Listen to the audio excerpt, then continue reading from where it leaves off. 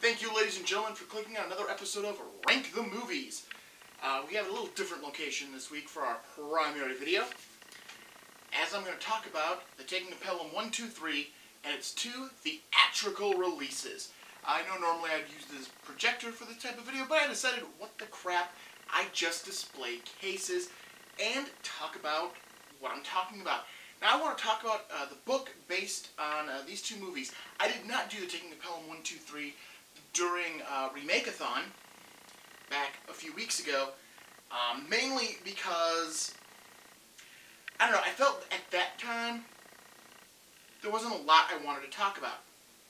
But since then, I have sat down and read the book, and rewatched both versions of the movie, and now I kind of want to talk about how these compare to this. So, The Taking of Pelham 1, 2, 3 was written by John Goody, and it was released in the 70s.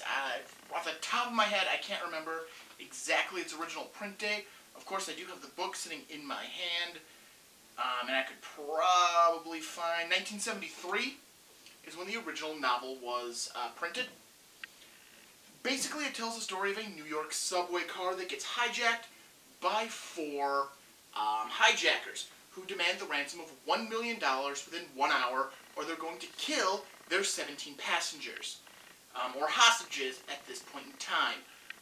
The book has a very novel idea of how to tell this story, as it does it by looking through the eyes of the various characters in the story. Sometimes one of the hostages, sometimes someone on the other side of this hostage situation, and sometimes the hostage takers themselves. It switches who it talks to throughout each chapter will be taken from different characters' point of view, and sometimes the same moment will be told from these different points of view. Other moments are just told, and then we're moving on with the story. Basically, you have the characters in this book who you are primarily accustomed to in it are the four hijackers, a plethora of their hostages, and a couple random characters. The New York City Bureau Chief is definitely one that pops straight to mind. Also, an Officer Prescott, who is the Transit Authority officer, the TA officer, who is kind of dealing with Ryder, who is the head hostage taker. It's a very good book. It's a very gripping book that really it reads very well. It is such a good book, and it also covers a lot of other topics than just... It kind of covers New York in general in the 70s by looking at race and sexuality and all of that while telling this story. It also looks at how the media would take this same kind of situation and blow it out of proportion. A lot of how, you know, the media today would blow something very similar to this out of proportion as well, which is definitely something that would happen. So it takes a look at that too with its chapters, and also how people would react. You know, the inconvenience, because once that subway car is hijacked, they park it in the middle of a tunnel, and basically no other subway car is allowed to go near it for the threat that they're going to kill a hostage. Which it does. It really does set up that the inconvenience of the people is also shown, because now they can't go through their subway cars. Other people who work for the Transit Authority, they're inconvenienced because now they have to reroute all the subway cars while this is going on, and you get to see it play out over the hour time limit. You also get to see New York politics, as you have the mayor of New York and his deputy. The mayor basically acts as an idiot for most of the book, where his deputy is the one actually doing something. It's a really good read, and if you've never read it before, even if you've seen one or both of these versions of the movie, pick it up and read it. It is so good.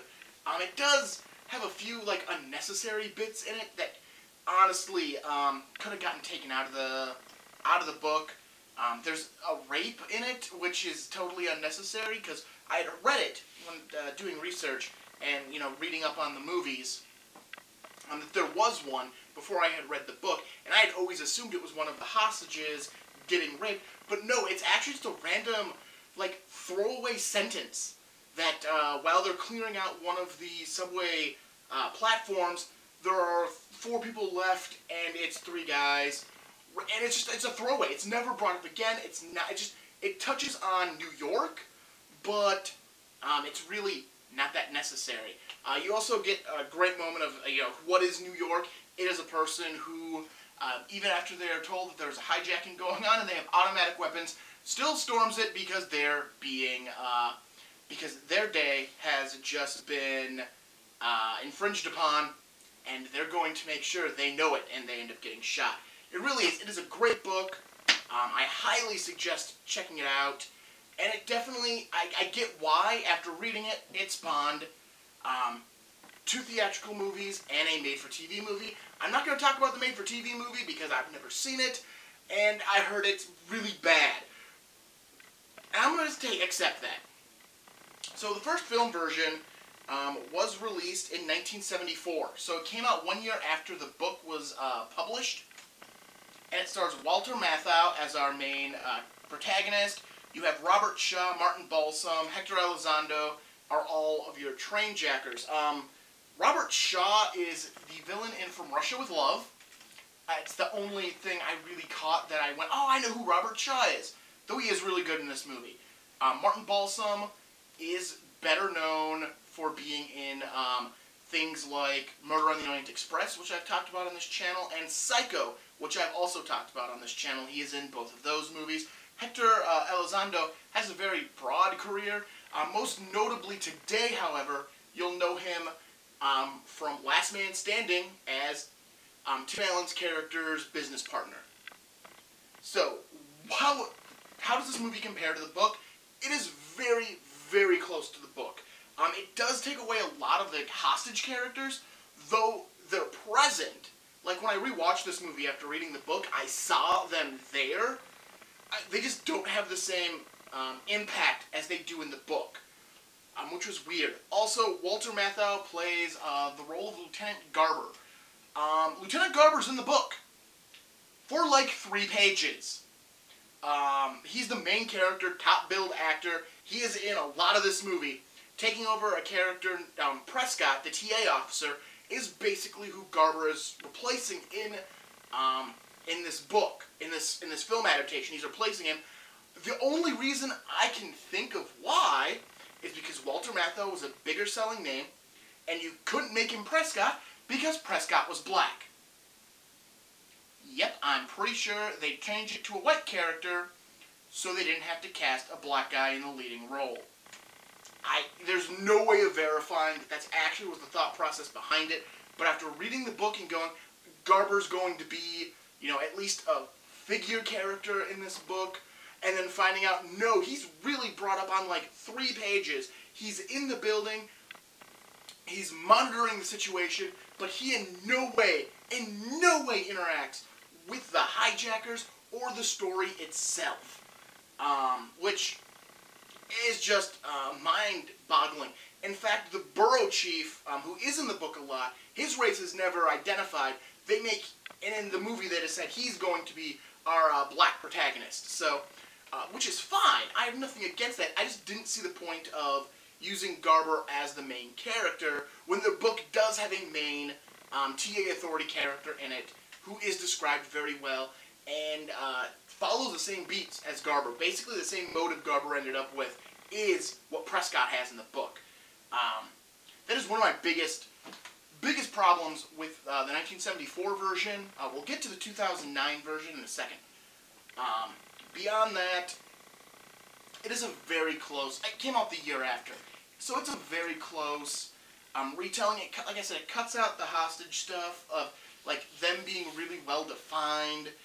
It cuts out the media because again, this movie's only got like an hour-and-a-half runtime, so stuff has to be thrown out to make that work. So the media thing was kind of all sacrificed because I think the director wanted to try to make it feel like the ticking clock movie, where you're told that you have an hour to pay the money, and he wanted to try to keep the action of that in an hour. I really feel like is what the director tried to do, so a lot of stuff had to get exiled, because if you told everything that happens in this book, it would make a great miniseries, and you'd cover it all. It would not be 2024, because again, it will all take place in about like an hour, hour and a half time span, except the very end. The movie streamlines the characters so much that there's a character introduced at the very end of the book who's investigating the robbery because one hijacker gets away. He's investigating it. That just becomes Garber in the movie. That one, I understand. I understand that one was done because you don't introduce a character in the last 10 minutes of a movie to be the guy who catches the final hijacker. I get that one. I accept that one. That Garber is the choice because he's the one running this movie. Other than that, it follows, like I said, it follows a lot of the beats. The main beats are picked up. To help tell the story in a theatrical sense, they do change a few things around. They have the conductor and the motorman. The motorman runs the train. The conductor is the one saying, "All aboard!" and, doing all that stuff, making sure doors are closing. In the book, the conductor is sent away to clear out the remaining cars. Because the train is 10 cars long, they end up cutting the first car loose so they can have a contained environment to have this hijacking. And they keep the motorman, send out the conductor to take everyone else from the remaining 9 cars and walk them back to the platform and kind of begin the notification process, because all you have is the radio down there, so it kind of begins that notification process as well and spreading it quicker about what's going on in the subway tunnel. In the movie, however, they switch that around, and it's the motorman who's sent to clear out the other cars, and the conductor kept. The reason for that is in the book, someone just realizes they need to look into past TA motormen, people who knew how to run a train, just because at some point the motorman is shot and the train still moves. So they know there has to be motormen on board the train, whereas in the movie they wanted to get to that quicker. So by sending the motorman out and then having the train move almost immediately after that, showed them there's motormen on board, we're doing it this way. So it kind of just sped that along. Otherwise, it's a good retelling of the book. Robert Shaw is amazing as the title character, who I forget what his name is in the movie because they did not use the name of him in the book, which is Ryder. He is called Ryder in the book. That is his actual name, is Ryder. They give him a different name in the movie to explain Robert Shaw's English accent. But I'm just going to use the term Ryder because that's the one I remember. And it's also John Travolta, who plays the same character, uses it in the 2009 version. So I'm just going to use Ryder. Robert Shaw's an amazing writer. He's very cool, he's very calm, he's very collected. You can tell he actually has the operational smarts.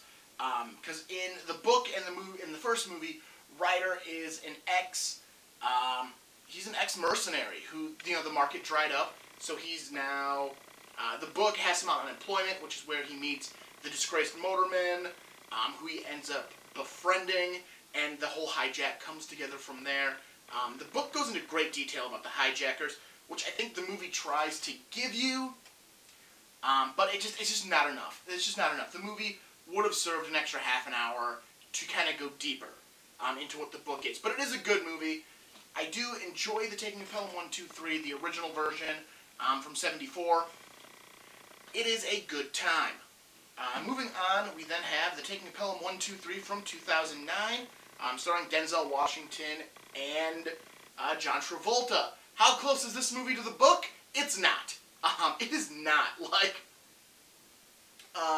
Generally, when you see this kind of thing, you see the first version takes these aspects of the book and it really goes with that, and then the second version takes a few different aspects of the book, some of the same, some of the different ones, and uses it. The 2009 version does not.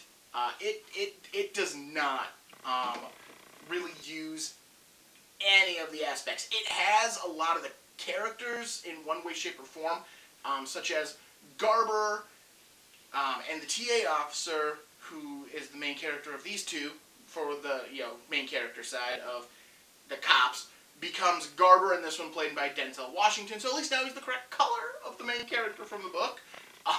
Still going by Garber, and they're kind of combined into each other. But beyond that, the movie takes a lot more liberties. Ryder's no longer a mercenary. He's an ex-Wall Street tycoon who came up with this plan after meeting the motorman, played by Luis Guzman, in prison. It's still a very interesting movie. It still has the same 1 hour ticking clock. They raised the money from 1 million ransom to 10 million. So there's that. It's got a lot of great performances. James Gandolfini plays the mayor. He's really good in this movie. And also you have John Turturro, who plays the police negotiator, who's also really good. The negotiator is not in the book. It also kind of takes away all the subplots of rerouting the trains, which both the book and the original movie have, is a character who's literally upset that they have to reroute the trains. They also remove the opening kill of a different member of the subway line who is going to figure out why a train has stopped on the tracks. Even after being told there are men with guns, he still marches straight on to his death. He is gone in the 2009 version as well, though he is present in the 74 version. Overall, where this movie doesn't, it still has about as much character development for the hostages as the 74 version does. It doesn't try to make analogies to the 74 version or the book. There are some that you might be able to argue, but they're not really that solid. It also doesn't give any greater depth into our hostage takers, which is fine because the 74 version didn't either. Overall, I love this version of Taking of Pelham 1, 2, 3. I get it, it's not the book, and the book is good. Read the book, watch the movies. But I do like this version. This is my preferred version of this movie, not because it's the book, just because it's a really good, kind of a thriller. It's not really an action movie, so it's going to be more of that thriller that has some really good elements and beats in it. I know a lot of people don't like this movie, but I really do like the 2009 Taking the Pelham 1, 2, 3. Not saying, like I said, I like the 74 version as well, as it's clear I own both of them, and I've watched both of them before I read the book. But really, these are all three really good movies that tell the same story in, this one tells the story, this one tells the same story in a slightly different light, and this one tells the same story in a modern light, in a much different light. Really, I suggest, if you've never seen any version of the Taking the Pelham 1, 2, 3, or ever read the book, pick one, sit down with it, and enjoy it. Because this is a really enjoyable hostage film that is told in a book and two different movies. So really, sit down with them, check them out. I am Martin Privos, this is Rank the Movies. I hope you have a great week. Hit subscribe to see more content. Click the like button, give me a thumbs up so I know you enjoy what you're seeing. Leave some comments. Maybe you've seen the made-for-TV version of the Taking of Pelham 1, 2, 3, and you think it is phenomenal and I need to see it, and then do another video to retcon what I'm saying, and add that one into all of this. Anyways, check back next week. We'll be talking more movies, and seeing what else I want to talk about. Alright, see you then.